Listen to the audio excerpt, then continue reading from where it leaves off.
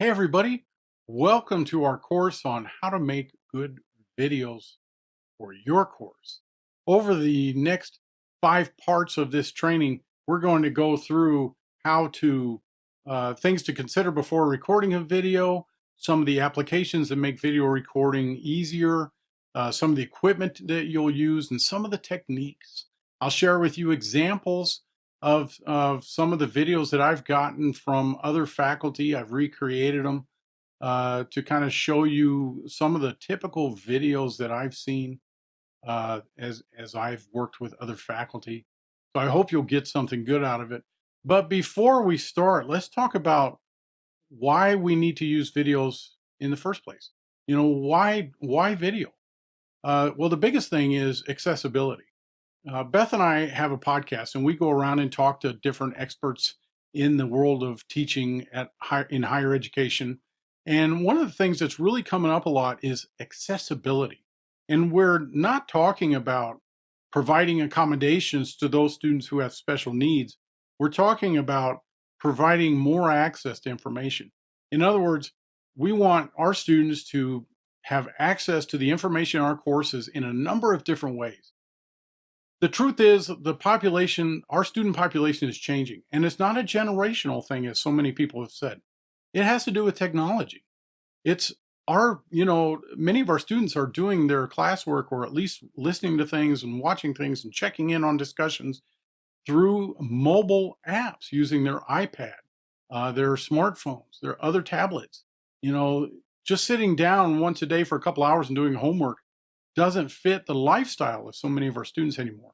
So we need to start thinking about how do we share the information in our class in such a way that makes it convenient for them as they're driving to work, as they're cooking dinner, as they're working, getting exercise, whatever it is.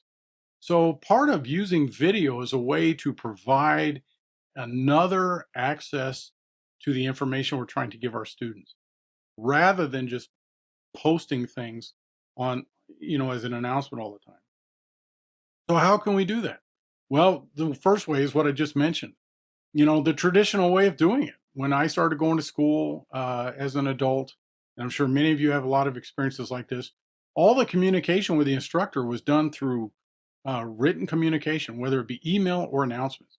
In fact, I just had a class in a doctoral program. I don't know what the professor looks like. I have no idea what he sounds like because all I get are emails and announcements posted in Blackboard. And that's great, but it doesn't allow me to listen to or access information while I'm on the go doing other things. So, written posts are good and appropriate in certain ways, but in other ways, they are um, old school.